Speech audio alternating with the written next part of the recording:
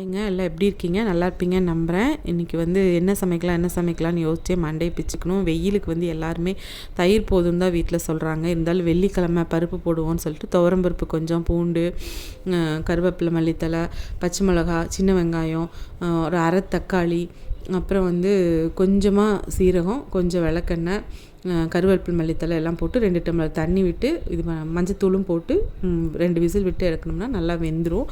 இதில் தண்ணி நான் வடிக்கிறதுக்காக தான் அந்த விளக்கெண்ணெய் அம்மா விட்டால் கொஞ்சம் தண்ணி ரசத்துக்கு எடுக்கிற தண்ணி கெட்டியாக இருக்கும்னு சொல்லுவாங்க. அதனால் அதை ஸ்கிப் பண்ணாமல் ஊற்றிக்கோங்க. இது ரொம்ப நல்லாயிருக்கும். அப்புறம் அது 2 விசில் விட்டு எடுத்தோம்னாலே நல்லா வெந்து கிடச்சிரும்.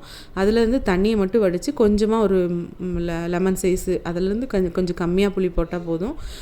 அதுவும் பாதி தக்காளி எடுத்து வச்சுருக்கேன் பருப்புக்கு போட்டது போக. அந்த தக்காளி கருவேப்பிலையெல்லாம் போட்டு மூடி வச்சிட்டோன்னா அது கொஞ்சம் அந்த புளி ஊறி கிடச்சிரும்.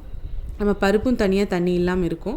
இப்போ நான் ரசத்துக்கு என்ன பண்ணுறேன்னா, சின்ன வெங்காயம் போட்டு அம்மா தாளிப்பாங்க. சின்ன வெங்காயம், வரமிளகா, கருவேப்பிலெல்லாம் போட்டு தாளிக்கும்போது அந்த ஃப்ளேவர் நல்லாயிருக்கும். அது கூட நான் ஒரு 4-5 பல் பூண்டு தட்டி போட்டது, அப்புறம் ரசப்பொடி நம்ம வீட்டில் அரைச்சி வச்சுருக்கிற ரசப்பொடி போட்டு இன்ஸ்டன்ட் ரசம் மாதிரி தான் இந்த பருப்பு ரசத்துக்கு. வேறு எது போட்டிங்கனாலும் இது மட்டும் போட்டு வச்சாலே போதும். ஏதாவது ஜீரகப்பொடி, மிளகுத்தூள் இந்த மட்டும் அரைச்சி வச்சுருப்பேன் தனியாக ரசப்பொடின்னு. அதை மட்டும் போட்டு கொதிக்கிறதுக்கு முன்னாடி நம்ம இறக்கிடணும். அப்படி ஒரு வேளை கொதிச்சிருச்சுனாலும் ஒரு 1/4 டம்ளர் தண்ணி ஊற்றிட்டு மூடி வச்சிடலாம் மல்லித்தலை போட்டு.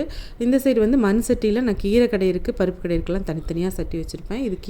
இது பருப்பு கடை இருக்குது.